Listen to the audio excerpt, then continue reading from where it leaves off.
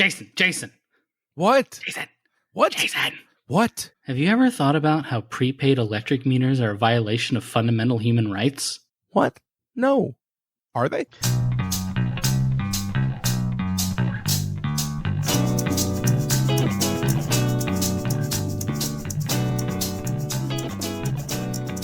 Welcome to the very first episode of your soon-to-be new favorite podcast, Seemingly Unrelated. I am Jason Heat, writer, director, producer, professional wrestling commentator, and creative.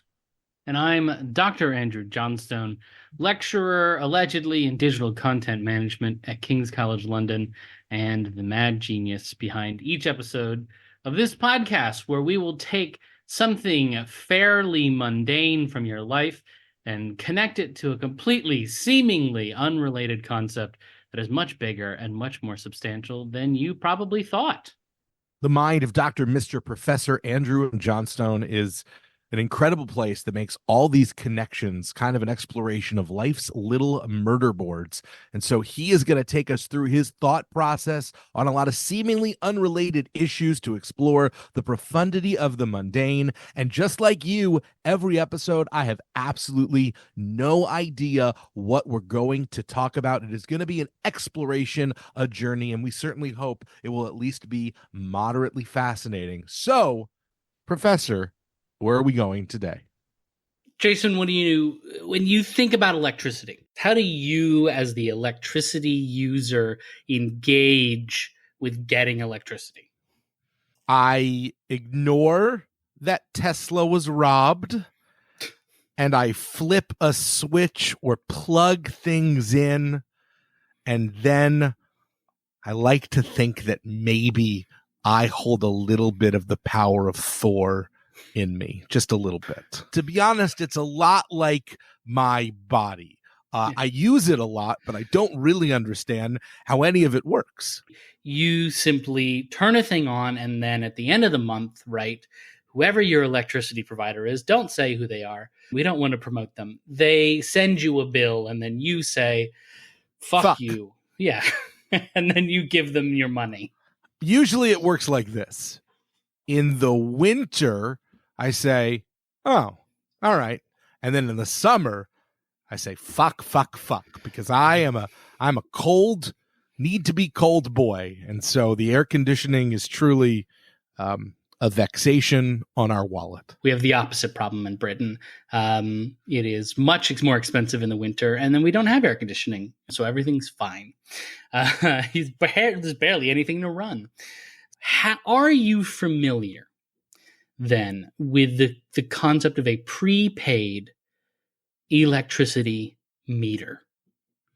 I think someone once tried to sell us on this. That's amazing, because its penetration in the American market is non-existent, but it is very popular here in Britain. And I, being someone who was born and raised in the United States, was completely vexed when I first encountered the prepaid system. So I'm going to walk our American listeners through this one, and all of the British people can laugh at how, what, you guys don't do this? But the gist of it is, if you're British, take a moment, settle down, have a biscuit. We'll be back with you in a minute. The gist of it is, your electric meter in your home gives you the number that tells you your usage, usually measured in kilowatt hours, and then it tells you how much money is left on the meter. And as the kilowatt hours go up, the amount of money goes down. And then you have to, on a regular basis, when that number hits zero, take a card or what looks like a USB dongle down to the shops, and then you refill said card or USB dongle, and then you plug that in with money, not with anything else. Then you plug that into your electric meter, and then the money value goes back up, and then it starts to tick away as you consume more electricity. So it's kind of like a prepaid gift card. Yeah, I mean, yes, it is very much like a gift card. The one thing it really does remind me of is my rebuilding my credit card, where I had to do some work to build up my credit again, and they didn't just give me a credit card where I could spend as much as I wanted and just to pay it back. I could put $300 down and that would be converted into credit, which was really just money I'd already spent. And then I have that access, which sort of leads me to believe that this whole system sounds a bit like it doesn't actually trust you to spend your energy. All right. That is its intended function, stated explicitly by the Department of Energy here in Ofgem, which is the organization that regulates electricity in the United Kingdom, that the function of this system is that for people who are at risk of not being in payment, meaning that they are a high risk of accumulating a great deal of debt to Electrical the debt. electricity company, yes, to EDF or Octopus, one of the those companies basically just don't trust you. They're, for some reason, they don't trust people to pay for what they've used. Not necessarily because they think people are just going to steal, but mostly because they think, based on your financial situation, you would accrue some amount of money, let's say £200 in a month in electricity, and you're just not going to be able to afford it. So they say, no, you have to pay in advance because we don't trust you. It's exactly like my credit. And now for something completely unrelated. And Boing Boing at that point was... I'm sorry, the more you say it, I just have to point out that it's amazing to me that you're using the phrase boing boing as often as you are in a scholarly discourse. So Thank you. It was the most popular blog on the internet in its heyday. I don't think I've thought about Boing Boing in like 12 years easily, but you like that I made a little pop noise when I said it that time? I have to be honest. Every time you say boing boing, I just get a little... you're saying boing boing, but I'm just thinking of Bongo from Inside Out. And yeah. But it just seems like, oh God, Bing Bong, first of all, from Inside Out. And how dare you bring up the most traumatic scene in a film of the last 20 years so casually as the disappearance of Bing Bong. So upset am I over that experience that I refuse to see the sequel because I know that he won't be in there. But what happens if you don't put enough money on your electric meter? I assume the power goes out and you can't... That's correct. No, yeah, that's not good. That would be correct. So my third flat in the United Kingdom, I had never heard of prepaid electric before. And so I sat down to watch some TV and eat, and then the power just went out. Just, boo, everything dies on you. So power goes out, and I go to the breaker. I check the breaker, flip the switches, make sure everything's reset. That's not the problem. I look at the meter, and there's a number to call, and I call the number, and I go, hey, my power went out, and I don't know why. And they go, oh, you're on a prepaid meter. Did you fill up? I was like, what does that mean? And so I said, well, it's like 10 o'clock at night. What do I do? Now, what do you think can happen in this situation, Jason? In my head, in my heart, I'm hoping that there is a place that you could go online and just pay with your credit card so that way, like when my Netflix subscription runs out and I want to sign it back up. But I'm getting the sense that's probably not correct. There is the one kind of okay thing in the silver lining in this cloud. Something called an emergency credit. You just get a £5 credit, and that should last you until the next time the shops are open, when you can then go in and fill the card up. But what ends up happening is if you then add £50 onto the card, you'll only get £45 because you have to pay back the £5 emergency credit. But the thing is, that credit is not like a fixed amount of time. It's whatever the market rate is for kilowatt hours.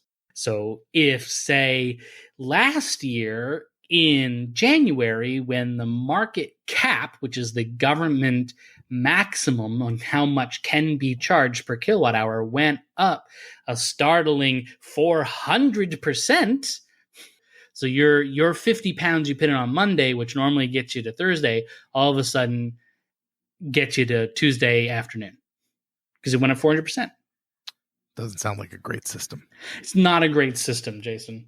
And in fact, when I moved to Scotland, out of the doldrums of London, where London does kill you, it does shave 3 years off your life in loudness alone.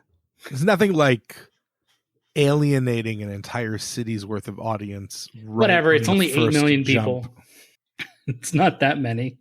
There's billions more to listen. Anyway, when I left to come here, initially we had a prepaid meter.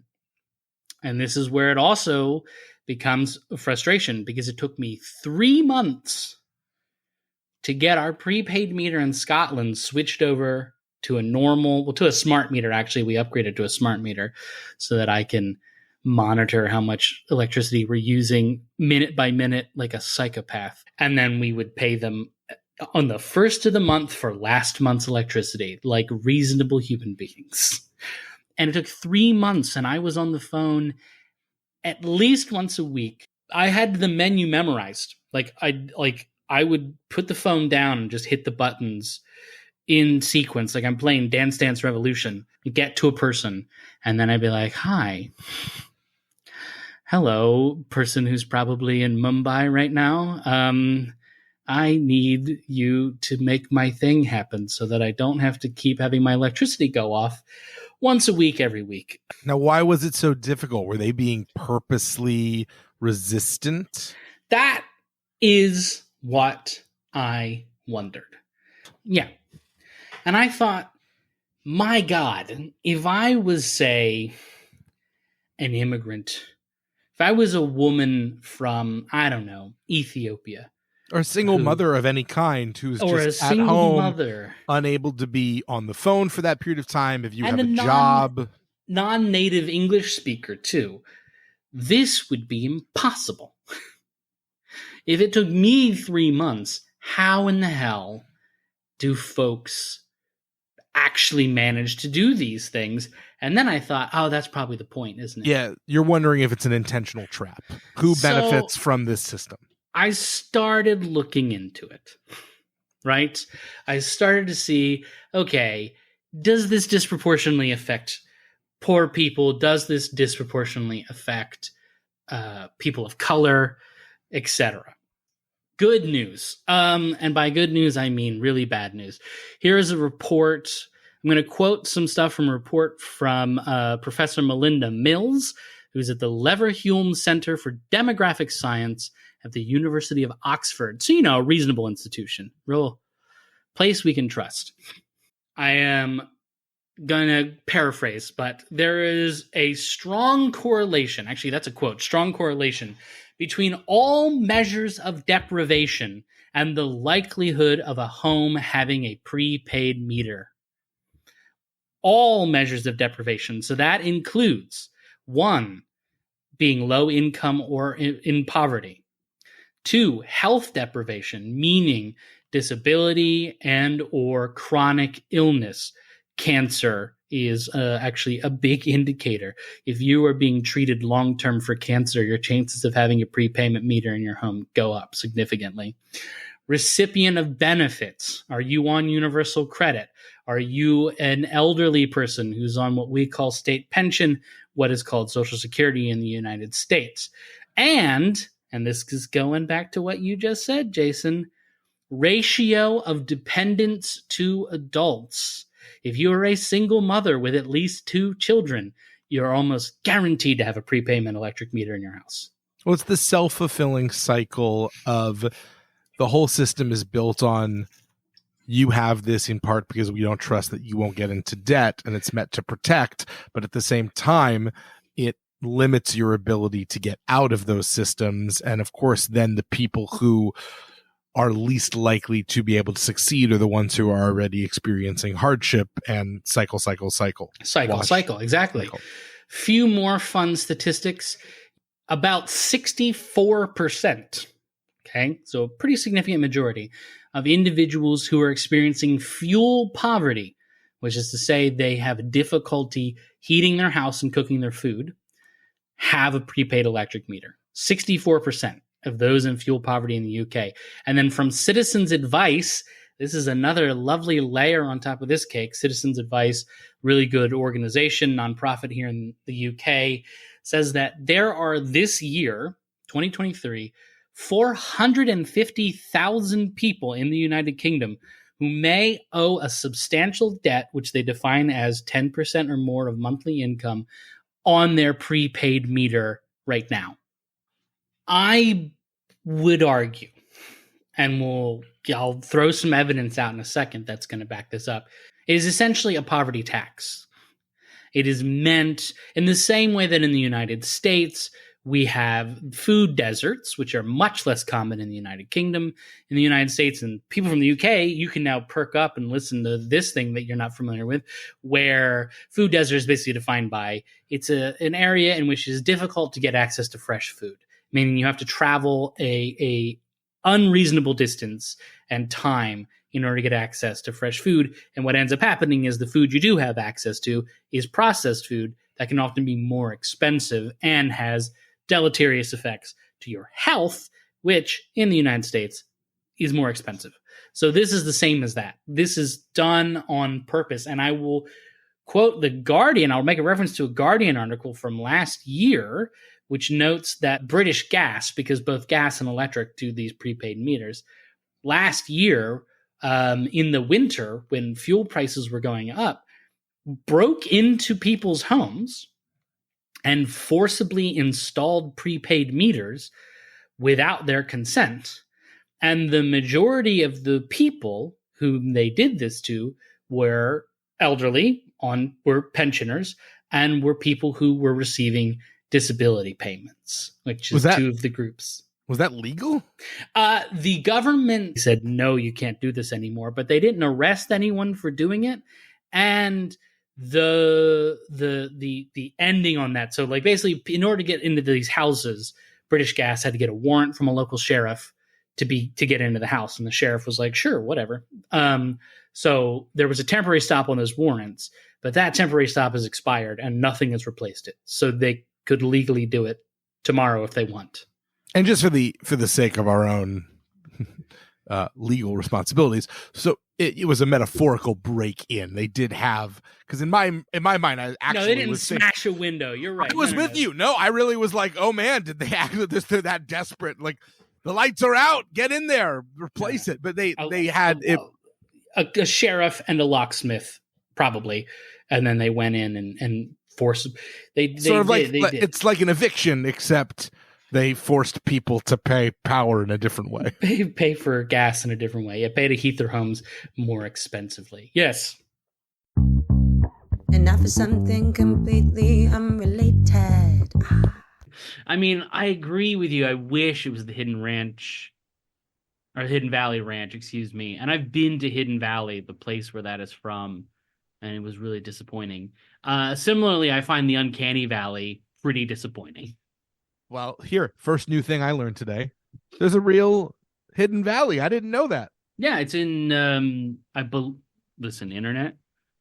I haven't done any research. I want to put this out there. This is just my memory. This is not an episode about ranch. This is not an episode about ranch, but it's in upstate New York, the Hidden Valley, from which the ranch derives its name. And it's in that really rough part of New York, sort of like once you get past Rochester and you sort of keep heading west, but you haven't quite gotten to Buffalo yet. It's not great. It's like this it's the secret garden. You escape all of the urban blight and you find some dill and you find some there's plenty parsley. Of urban blight out there. Small town urban blight. But this particular valley is like it's like the savage land where there's all the urbanity around it, and then you get to this big crater and you look inside and there's just fields of rolling dill and herbs as high as your arms. No, there was a Walmart. And I'll say that part of my evidence for this is it's a bit of a correlation. Don't anyone jump on me. Correlation is not causation. But if we map out the parts of the UK which have the highest number of prepaid meters installed, the top of the list is Birmingham, Glasgow, Liverpool, and Manchester. That's not that significant on its own because those are the second, fourth, fifth, and third largest cities in the UK. So, like, duh, they're going to have more meters because they have more bodies in them. So that's fine. But when we round out the rest of the top 10 list, it starts to get a little bit more interesting because next in line is Cornwall, then Leeds, Southwark, which is a borough of London. London as a whole doesn't get counted in this. It's all the different boroughs. North Lanarkshire and the Highlands. So number 5 on the list is Cornwall, which has the lowest population density out of any part of England. And number 10 is the Highlands, which has the lowest population density out of anywhere in the United Kingdom. So why does Cornwall have almost as many meters as Leeds, which has more people? Actually, has more than Leeds, even though Leeds has more people than Cornwall. To the next layer on this one, child poverty rates. Where's the highest child poverty rate in the United Kingdom? It's in the city of Birmingham, which is the one that has the most prepaid meters. Second highest child poverty rate is in Southwark, which I just said has one of the highest rates of prepaid meters. Now, child poverty,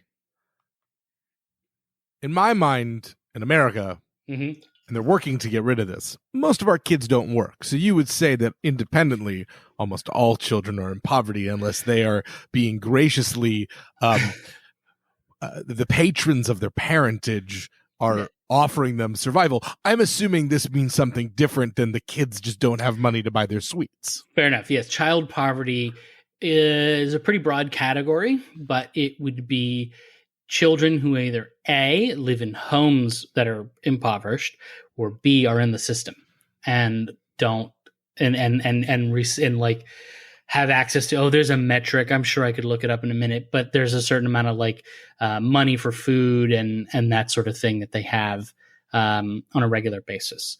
Includes the child poverty rate is an indicator that both, one, there's a lot of impoverished families in a region, but two, there's also insufficient resources for social services to pick up the slack for those impoverished families.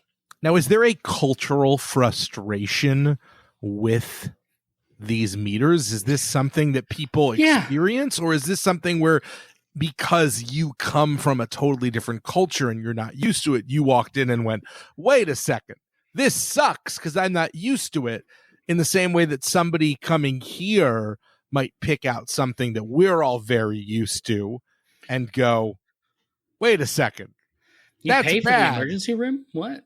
Right.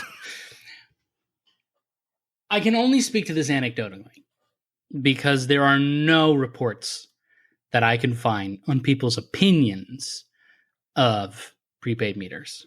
I can say anecdotally, everyone that I have talked to about it has said, oh, Christ, they're the worst.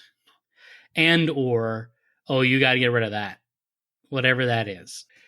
And I remember in an advertisement, this one sticks out. There was an advert in front of movies at the Picture House when I went to Picture House in London all the time for an app that you could add emergency credit onto your meter through the app on your phone, no matter where you were. You still couldn't charge your card, which I don't understand, but you could add your emergency credit.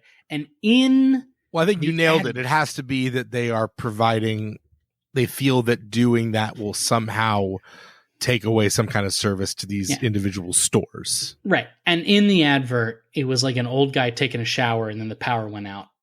And he was like, oh, God damn it, I forgot to top up the meter. So clearly there's in the cultural mindscape of Britain, there is this understanding that prepaid meters mean that the power can go out inconveniently.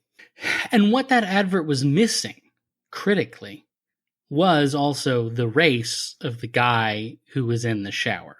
Because when we look at Birmingham and Southwark, in particular, and we look at the concentration of where those payment meters are, it is in the black parts of those places. Birmingham has a very large Black and Muslim, Arab, and also South Asian population. Huge. And Southwark is, it's like the blackest part of London, basically. It's about 50% Black British or Afro-Caribbean.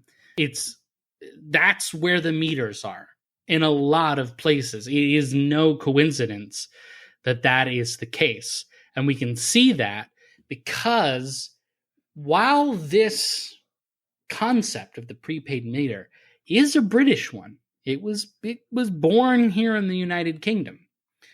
It found its greatest purchase in somewhere completely different. This is where everyone, including me, is just desperately hoping he's not going to say Nazi Germany. No. Jason, tell me, what do you know about apartheid South Africa? It's not good. It's bad. It's less than ideal, right? Oh, no. It's bad. It's bad. It's bad. I love that you said, is this where he says Nazi Germany? I said, no, just apartheid South Africa. That was going to be number 2. It's like 3 things. Took us one episode to get to apartheid. Absolutely. But what do you know about it? I mean, this is not a thing I think that is taught typically in an American school, but are you familiar at all with what brought apartheid to an end? Boy, I'm about to feel stupid because I did at one point. I remember specifically actually covering this in school, but my understanding, and I could be so wrong about this. So remember, everyone, my role in this show is to be the ignorant one. That is what I do for all of us.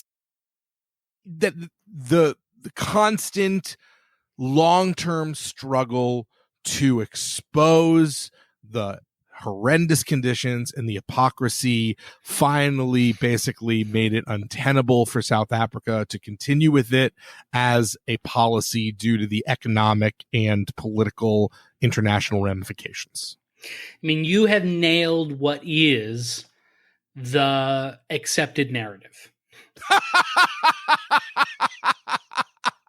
That is straight up. I can't tell if it's the accepted narrative in the sense that now you're going to tell me what it really was and like I've just been fed the propaganda, or I can't tell if that's your way of saying you did good, you got 100 on the test.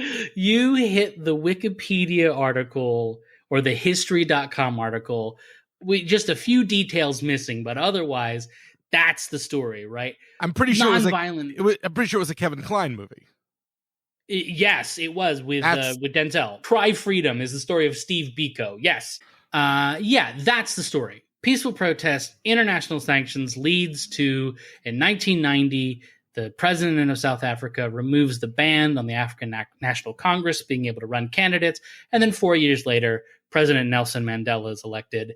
And from there, Invictus or some shit with Matt Damon happens. But that's obviously a load of horse shit. You've already said it. There was an absolute metric fuck ton of violence. Even if we only count the nonviolent protests on the part of Africans, like of Black Africans in South Africa, not Afrikaners, they're getting murdered. That's not a nonviolent protest. Like, I just want to point that out. But that's a whole nother story. Let's just focus on the economic one. To say that the economic impact was an international one is to completely ignore the economic impact of Black people in South Africa. They were infamous for rent strikes. Rent strikes were one of the most effective weapons in the hands of Black Africans who were particularly being, controlled in places like Soweto City. Revenues for the Soweto City Council in 1986 dropped by 80% from like 6 million rands to 1 million rands a month because of rent strikes alone.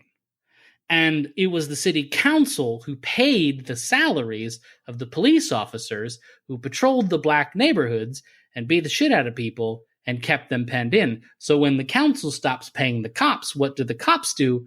They go home. And you can force an occupation to end by draining the enemy army of its resources. That's actually a part of the story that doesn't come up. Is it the only part of the story? No, of course not. The 1986 Comprehensive Anti-Apartheid Act was great. It was a good thing. Let's not throw the baby out with the bathwater. But no one made a Denzel Washington movie about the rent strikes. Yeah, no one made a movie about it. Nobody, I mean, I'm sure someone. Denzel Washington movie. So that's a part of South Africa's culture, tradition, history.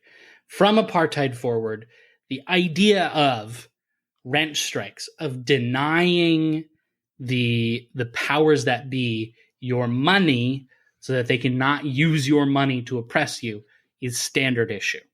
But what are they protesting after apartheid? That's kind of an interesting story. So I'm going to quote Professor Anna von Schitzler, who wrote an incredible book called Citizenship Prepaid, in which she describes frequent protest during the 2000s in particular, but ever since apartheid, but really starting to escalate in the early 2000s. A protest in the form of refusal to pay for services becomes increasingly more frequent, again, back in Soweto, because there's this shift to force people to adopt new lifestyles that are more Western in their shape. Like, there is this law passed in South Africa called the Free Basic Electricity Bill. It's also in, I think, Namibia and Zambia as well. And the idea is every citizen of South Africa should have access to 50 kilowatt hours per month of free electricity at a minimum based on their income. So if you're poor, no matter what, you should be hooked up to 50 kilowatt hours of electricity. And the point of that is an attempt to modernize South Africa, to catch South Africa up with the rest of the world. Never mind that the reason South Africa is, quote, behind the rest of the world is because of multiple decades of racial apartheid. But if you are forcing people to install electric meters, you might change the way that they cook their food or heat their house or what their daily life looks like. This is the idea of sort of forced modernization going into homes that structurally do not incorporate this element and saying this will modernize you. It's almost like, like technological missionary. Yeah, exactly. And so if you think about it this way, let's also consider that it's 50 kilowatt hours per month. Now, I use like 250 kilowatt hours per month, and I live in a household of 2 people. So if you're like a family of 4, 50 kilowatt hours per month is nothing. But if they're replacing your stove with an electric stove, what happens when you use your 50 kilowatt hours up in the first week? Now you got to money. pay for the rest. Von Schitzler says in Citizenship Prepaid is, quote, inclusion in and connection to the state becomes contingent upon the successful performance of an ethic that fuses civic duty with entrepreneurial comportment. Yes, I know that's a crazy sentence, and I'm going to break it down. But essentially what she's arguing is, in order to be considered part of South Africa, you have to pay for electricity, essentially. You won't have access. If you don't have the electricity, then you can't like charge a mobile phone so that you can get access to your unemployment benefits. You know, like you have to log in on the app. This is just a modern example. This is not what they would have done, obviously, in the year 2000. But here in 2023, this is something actually happens in Britain. But you need to have this app in order to access your unemployment benefits because you're unemployed for whatever reason. But that is cut off. If you're not willing to be an electricity consumer, you don't even get to charge the phone in the first place. Yeah, so in order to receive any kind of, the reason you're a part of a country, like you're not a part of a country for no reason. There is an agreement between you and the government. They do things like provide for your safety or your roads or whatever the hell it is your government does. That is the basic philosophy behind taxes, right? But taxes are classically in the United States based on either the sale of goods or income or property. Those are the three main areas of taxation, right? So those are not electricity. And if you earn under a certain amount of money, you don't pay any taxes anyway, right? Like you have to earn a certain threshold to owe taxes. Gotcha. So our poorest citizens don't get taxed. Probably that threshold should be higher, and then owning property is not a human right. But electricity in the 21st century, the choice, the option to be part of it, it's a little, and Jason, this is not exclusive to electricity. What else are prepaid meters being installed in South Africa? Water. Which we, I think, fundamentally all do believe is a human right. So if anyone out there wants to disagree with me on the electricity point, booyah, I just won that argument. You need it. You're 70% water. You got to drink water. And now for something completely unrelated. Let's do a quick diversion. You want to talk about textbook cases?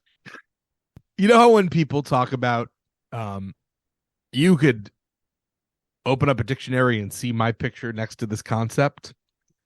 Well, when I was like 20 something and still going to see my childhood pediatrician because he allows you to see him until you're 26 and you're still under your parents' insurance, which as an artist I went in and I was told, oh, did you know that there's a photo of you in this book? And I was like, I have no idea what you're talking about. I was really caught off guard. And apparently there is a specific sort of infant syndrome where you experience intense amount of anxiety and discomfort, displeasure, because the baby is trying to do things that they are physically not capable of doing at that point, but their brain is aware that they should be able to do it. And so they're unable to, and that creates this incredible sense of anxiety. And I was apparently his test case for this specific thing. And my baby picture is in a book specifically linked to this very specific form of infant anxiety that I'm sure has not followed me the entire rest of my life. So I was about to say, that's the most formative experience of Jason ever. So I've been a textbook case many times, Andrew, and thank you for at least letting me know up front. I guess a big philosophical question for me as we sort of hit that element of this is one of your takeaways by doing this research that electricity inherently should be considered a modern day human right? Is that it something? Should be, yes. If someone wants to disagree with me on that, I'd love to hear the argument for why you shouldn't have access to light. Why you shouldn't have access to an electric light. But that feels like no pun intended, that feels like the big lightning bolt moment for me right now, is that what you're saying is that all of this is systematically unfair, not just because of the systems and the way that it is, but it's exposing the idea that inherently electricity in 2023 is a fundamental necessity to be a part of humanity in the way that we currently live. And therefore, any barrier to entry is ethically dubious. Right. Exactly.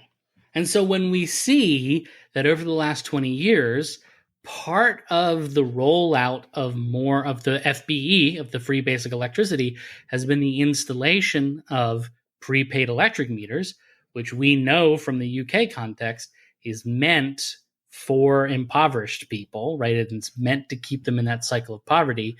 It's no wonder that the protests against them have increased in frequency. I mean, to quote one guy, who protested in Soweto, everything is now prepaid. We prepay for electricity, we prepay for phone, we prepay for water too. Who knows? Tomorrow we'll have to prepay for the sun to be switched on and off. Like, this is a human rights issue, and the prepayment system is inherently meant to deny people access unless they're wealthy. And we can see it too in Zambia, because a nice little study that I will put a link in the show notes to showed that in Kitwe, the city in Zambia, they put an even number of prepaid meters across 3 different neighborhoods.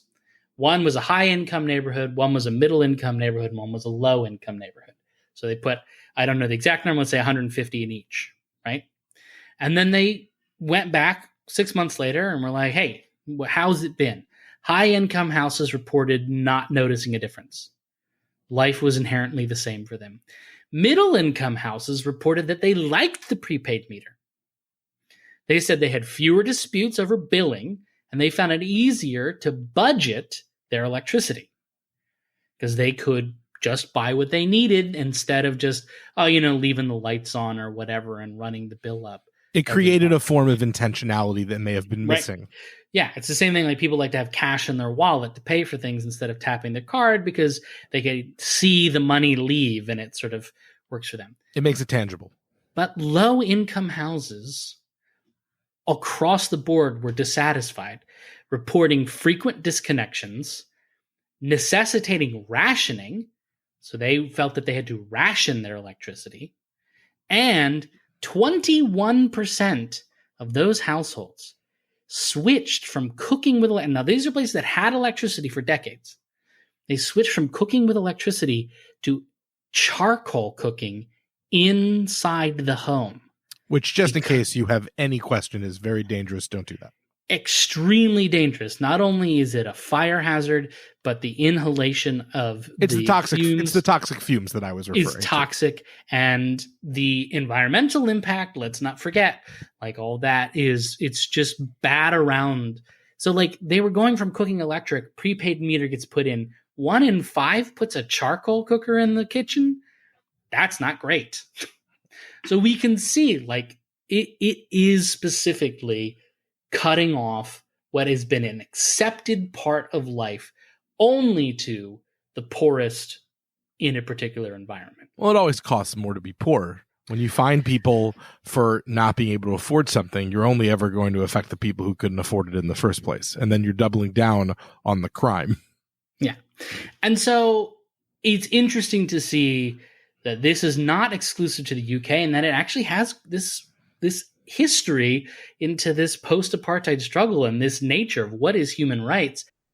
So, Stone, as this relates to you, like, so how do you go ahead and, I don't know, create the prepaid card uprising? We talked about the idea like it's often attention that gets delivered to a subject that causes people to force to change it, right? So in England, let's say, a nuisance, right? Like it's frustrating, but I also don't, whatever, the metro, it sucks. I use it, right? Like it's just the cost of doing business. How do you see the journey of lifting people's awareness from actually the thing that bothers you isn't just an annoyance. It's not just, as we would call it, first world problems.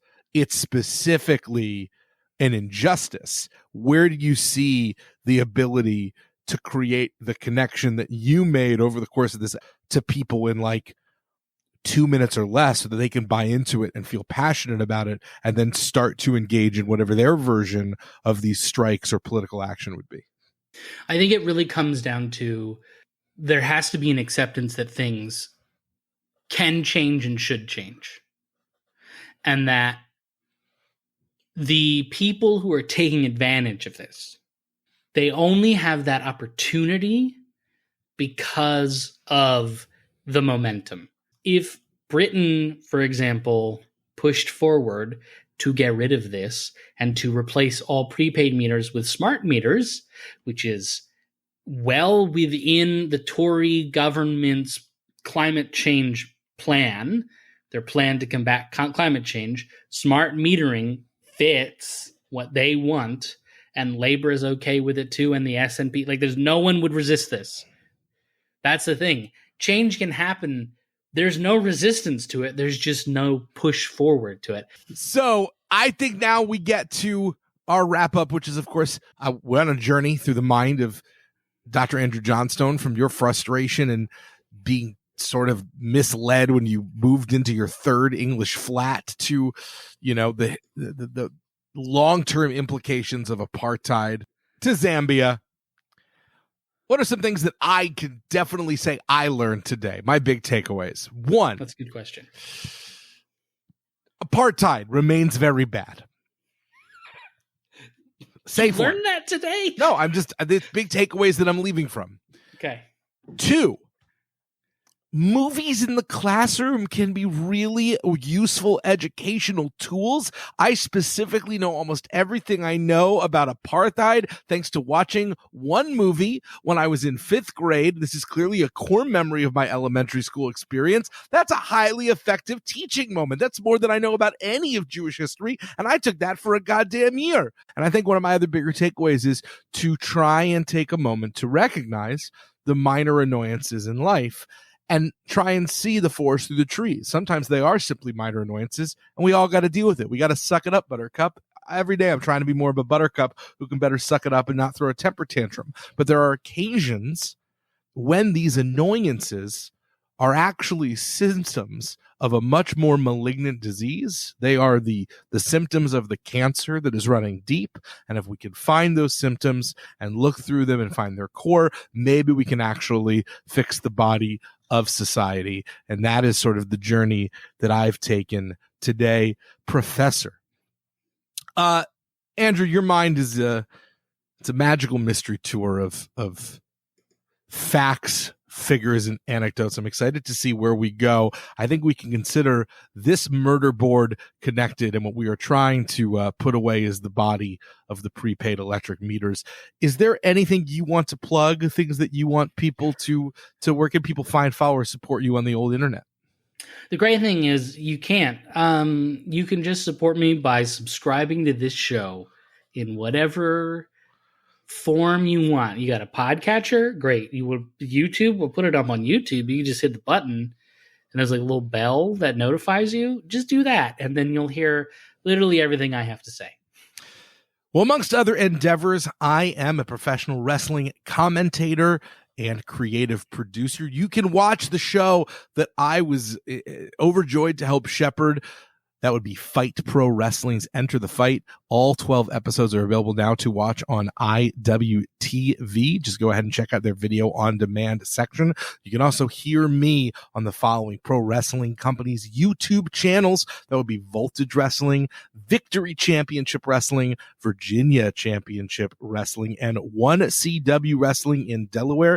If you happen to be a wrestling promoter and are looking for a commentator, creative producer, or consultant, I'm here for you. My other podcast is called Collected Possibilities. It is an existential exploration into the world of carnivals, fairs, festivals, amusements, arcades, and attractions. While it is on hiatus right now, there is an entire back catalog for you to listen to, including an episode with one Dr. Andrew Johnstone. So please check those out. And you can reach me via this podcast or at the handles Collected Possibilities on Facebook or Instagram. Thank you so much for joining us. What an incredible journey it has been all around the world through the mind of this man, history, the future. We're crossing time, we're crossing space, and we will be back for another in the very near future. Thank God I hired you to be the co-host.